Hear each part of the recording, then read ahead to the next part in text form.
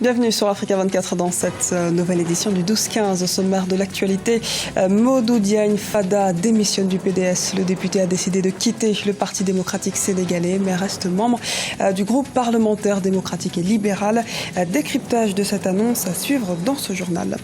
La crise libyenne au centre d'une réunion internationale le 12 avril en Tunisie. À cette occasion, le ministre des Affaires tunisien, Kemaïs Jinaoui, a martelé le refus de la Tunisie d'une éventuelle intervention militaire en Libye. Plus de 24 000 postes à pourvoir dans la fonction publique au Burkina Faso. Une partie de ces emplois sont des emplois directs. Plus de 1 milliard de francs CFA seront par ailleurs mobilisés pour l'administration des concours.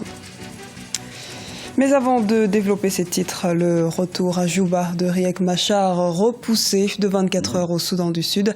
Attendu ce lundi dans la capitale, le chef de la rébellion a reporté son séjour à mardi pour y être intronisé vice-président. L'un de ses porte-paroles, William Ezekiel, a rappelé que l'accord de paix serait bel et bien appliqué, mais que ce retour a été empêché pour des raisons logistiques. Modou Diagne Fada a définitivement rompu avec le Parti démocratique sénégalais. Le président du groupe parlementaire des libéraux et démocrates l'a annoncé ce samedi 16 avril sur une chaîne de télévision locale. Ce dernier estime être en déphasage avec le parti de l'ancien président de la République Abdoulaye Wade. On fait le point tout de suite avec Ibrahima Dioumaba. Modou Diagne Fada annonce son départ du Parti démocratique sénégalais. Samedi 16 avril, l'ancien ministre de la Jeunesse du Sénégal a fait une déclaration pour dire qu'il prend acte de son écartement du PDS. Le député libéral avait mené une fronde contre le secrétaire général du PDS, Maître Abdoulaye Wade, pour demander le renouvellement des instances. Cette rupture était prévisible selon plusieurs observateurs du jeu politique sénégalais. Je constate avec regret de ne plus être convoqué à une quelconque réunion du parti, ni associé à une quelconque manifestation, qu'elle soit d'ordre réflexive ou électorale. Tout ceci dure depuis presque 1 an et appelle indubitablement de ma part une décision. Le cœur meurtri, je me résigne à partir de ce jour à prendre acte de mon exclusion du Parti démocratique sénégalais, à remettre mon destin politique au peuple souverain.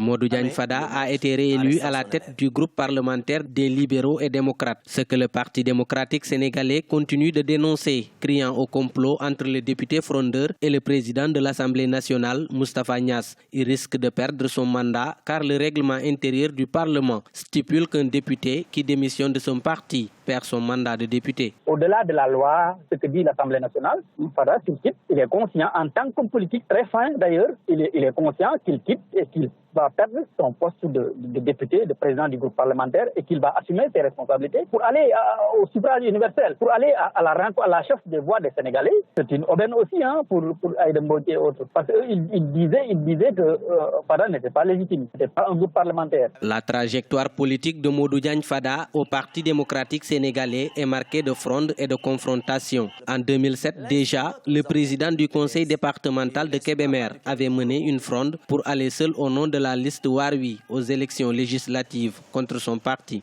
Depuis sa perte du pouvoir en 2012, le PDS a enregistré un nombre important de démissions et d'exclusions de ses militants historiques.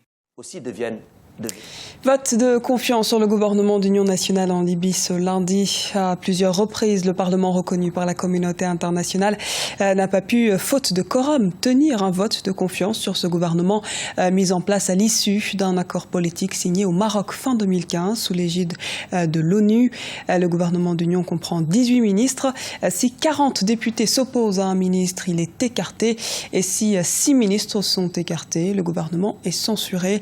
La séance de ce lundi sera également l'occasion de voter l'intégration de l'accord dans la déclaration constitutionnelle qui régit provisoirement la Libye depuis 2011 et la chute du régime de Mouammar Kadhafi. La Tunisie réaffirme par ailleurs son refus d'une éventuelle intervention militaire en Libye. Cette option divise la communauté internationale. Tunis opte néanmoins pour un règlement pacifique du conflit et pour un soutien politique et économique au pays. On fait le point tout de suite avec Deo Gracia Sekpodo. Le chef de l'État tunisien maintient sa position sur la question d'une éventuelle intervention militaire en territoire libyen. Selon le président Béji Caïd Essebsi, l'impact d'une telle opération risquerait d'être plus grave qu'un conflit interne. Il appelle donc les pays adhérents à une telle initiative à reconsidérer le climat actuel dans la région en tenant compte des intérêts des pays voisins de la Libye, dont la Tunisie. La Tunisie est contre toute intervention militaire en Libye, parce que cela pourrait amener une catastrophe plus grande que la perte de l'État. Une intervention étrangère pourrait mener à la division du pays, ce qui est très mauvais pour le développement, et nous espérons que le gouvernement soutenu par l'ONU sera capable de stabiliser le pays. Selon les autorités tunisiennes, il y a de quoi garder espoir quant à l'avenir de la Libye. Le pays peut encore retrouver la stabilité, estime le président Essebsi, même si la mission reste difficile. Le règlement de la crise passe forcément par la mise en œuvre de l'accord politique signé entre les différents protagonistes, mais pas seulement. La Libye devrait relever les défis de la reconstruction des institutions de l'État, de la formation d'un véritable gouvernement d'union nationale doté de plein pouvoir et aussi compter sur le soutien de la communauté internationale pour renouer avec la paix, la stabilité et le développement. La solution pour la crise libyenne doit être toujours libyenne. Ça veut dire trouver un gouvernement d'unité nationale et chercher une certaine légitimité qui est très très fragile en Libye afin de la renforcer militairement afin d'éliminer, d'éradiquer le terrorisme en Libye. Parce que le terrorisme en Libye aujourd'hui ne menace pas uniquement les Libyens, mais ses voisins, notamment l'Algérie, l'Égypte et la Tunisie, et même l'Europe et le sud de l'Europe, parce que la Libye n'est pas très très loin du sud de l'Europe. La Tunisie reste convaincue que la Libye pourra retrouver son unité si elle bénéficie d'une mobilisation internationale. Certes, il y aura des difficultés parce que les Libyens ne sont pas d'accord sur la formation d'un gouvernement consensuel, mais l'option d'une intervention étrangère devrait être écartée. Au Burkina Faso, Coris Banque Internationale prépare son entrée en bourse.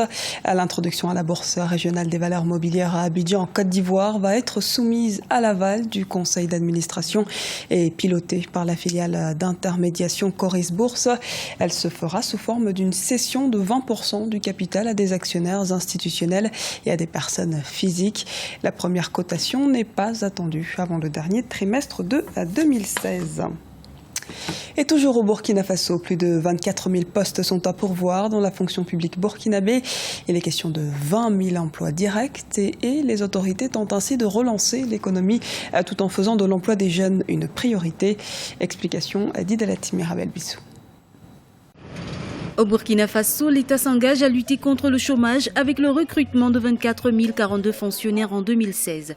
Cette annonce du gouvernement va contribuer à la création de près de 20 000 emplois directs au niveau de la fonction publique burkinabé. Les autorités, dont la dynamique de la relance économique, font de l'emploi des jeunes une priorité. Traditionnellement, l'État burkinabé recrute des fonctionnaires sur le budget national dans le cadre de ce qu'on appelle les mesures nouvelles, qui permet de faire un certain nombre de recrutements de cette nature-là. Ce qu'il faut préciser cette fois-ci, c'est que le nombre est un peu plus important que par le passé, lié au fait que le contexte socio-politique national est caractérisé par une toile de fond, disons, économiquement difficile. Selon les résultats d'une enquête sectorielle publiée en janvier 2016, le taux de chômage au Burkina Faso est estimé à 6,6% de la population active. Certains observateurs estiment que le partenariat public-privé est un levier fort pour permettre la création d'emplois et la diversification de l'économie. Les recrutements seront effectués. On est en droit également de s'interroger sur la portée sociale et économique de ces mesures-là. Parce qu'une grande partie sera des premiers emplois qui seront des conditions dérogatoires du droit du travail. C'est-à-dire que ce ne seraient pas des emplois directement protégés comme sont ceux qui sont là. Une bonne partie, ce sont des emplois qu'on peut qualifier d'assez précaires, du type les travaux à haute intensité de main-d'œuvre. Plus d'1 milliard de francs CFA va être mobilisé en 2016 pour l'administration des concours de la fonction publique. Le chômage au Burkina Faso touche essentiellement la frange jeune de la population, soit 8,6% chez les jeunes de 15 à 24 ans. À noter que le taux d'activité s'établit à 67,9% au plan national. C'est pourquoi l'État mise sur la formation-emploi pour efficacement contribuer au développement du pays. C'était le journal de la rédaction. Merci de nous avoir suivis. Retrouvez dans un instant une nouvelle édition de l'actualité sur Africa 24.